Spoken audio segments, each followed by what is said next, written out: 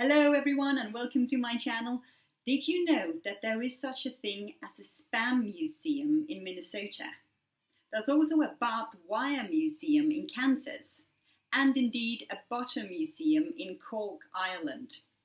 These are niche museums. They are museums focusing on a very specific subject matter. And today I would like to go through what exactly is a niche museum, what's the purpose of them, but also what sort of challenges does a museum face when it's focusing on a very specific subject matter.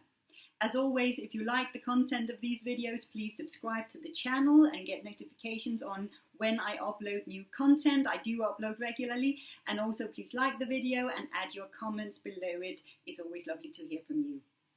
Now, basically, there are museums about everything everywhere. The philosophy is that if someone cared enough to make a museum about something, then it's usually also interesting. This might not always be the case, but it's often the case that if someone is actually really interested in something and have a passion about something, then it might actually also interest other people.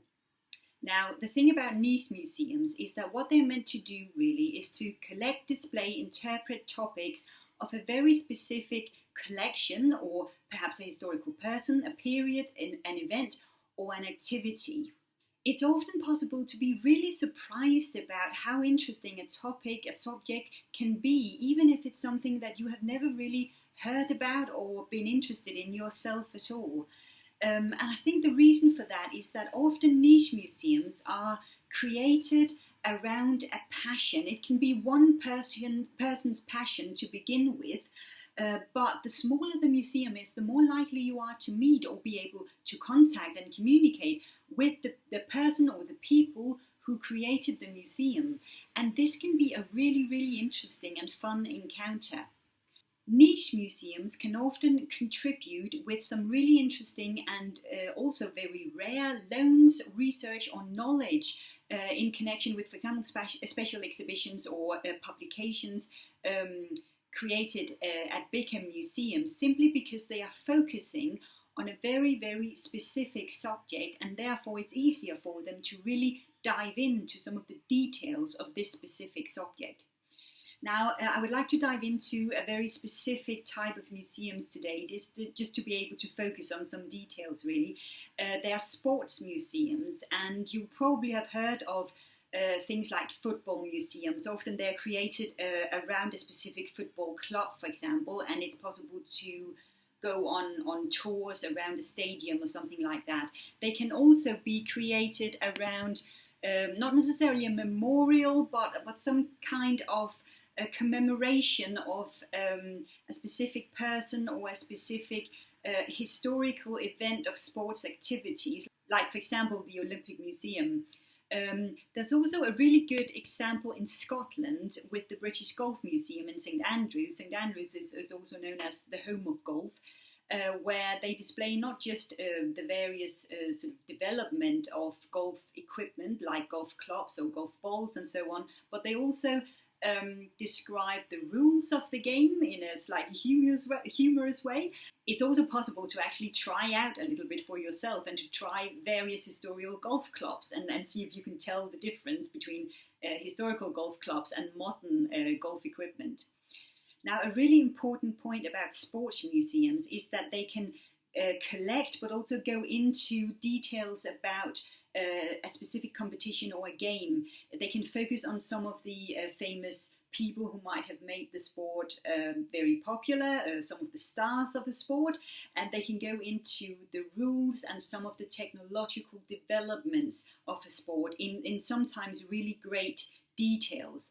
Some of the challenges that sports museums specifically face can be that they have to communicate with both very passionate and interested fans of a sport, so people who might have followed the sport for a long time, they might play themselves, they know everything about it and has followed it for decades, but also communicate with new visitors who may not know anything at all about a game or indeed very much. And they have to really be able to reach out and create a passion and an interest in both these groups of people.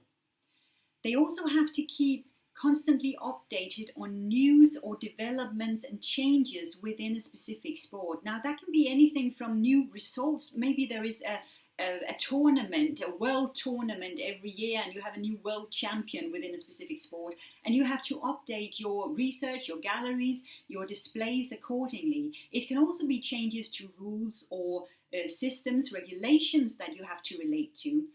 There can also be from time to time some very controversial decisions or subjects or events that you have to relate to as a museum. It can be in terms of sport, for example, controversial issues like doping in certain sports.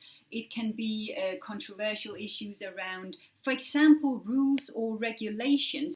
Now, if you're a football fan, for example, you will know about the new video assistant referees system, where the referee can actually pause the game and step outside and have a look at an episode on a little screen before he makes his decision. Some people absolutely hate this and think that it's actually breaking the rhythm of a game, and other people think it's a really good idea so that the referee can actually make a sound judgment.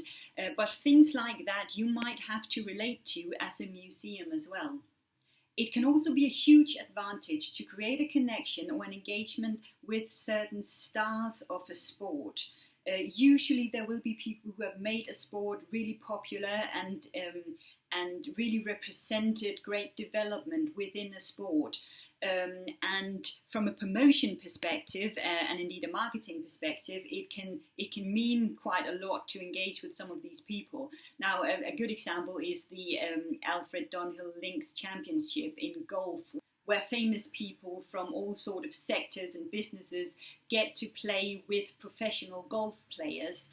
And it's usually something that attracts quite a lot of attention, both for people who are fans of golf already and for people who might then not know very much about golf, but who might be fans of a specific actor or a singer or whoever person. Sports museums also have to engage with historical as well as technological developments and equipments. It can be craftsmanship behind a sport. So, for example, in the example we just saw, it can be the development of golf clubs or the development of footballs or football boots or whatever it is. It can be a great way of engaging with not only historical content, but also with technological development and equipment and craftsmanships behind a sport as well. It can also be addressing differences between men's and women's sports. Now, usually there are men's teams and a women's teams. There might also be men's and women's tournaments. Historically, I think that in most sports, the men's tournament has always been the most popular. It might not always be the case, but there might be certain differences that you as a museum will have to address from a historical perspective, but also very much from a present and a current perspective. Now, some of these challenges, but also opportunities, because I do believe that some of these can be seen as opportunities as well. Some of them can, of course, be applied to other types of museums as well, not just necessarily to sports museums as niche museums, but I think they do prove that a really essential thing for niche museums, for all types of museums obviously, but especially for a niche museum, is to really focus on what is it you are there for, what is your purpose, what is your relevance, and what is it really you are trying to tell, what stories and narratives, collections, objects is it you want to focus on in your narrative and in your interpretation. And also from that, have a look at what sort of partnerships or collaboration might it be possible for you as a museum to go into and to develop. Niche museums can be really, really funny and interesting because it gives you as a visitor the opportunity of really diving into a very specific activity, maybe even try out for yourself. It also gives the museum an opportunity of collecting items and stories that might not have been of interest to museums, to either to larger museums or to museums who were dealing with a greater subject matter. So they can be really, really interesting to dive into. Please let me know if you have experienced any really good, interesting, funny, engaging, niche museums, and what you think they did really well and what was the purpose of them. It would be really interesting to hear your perspectives on this.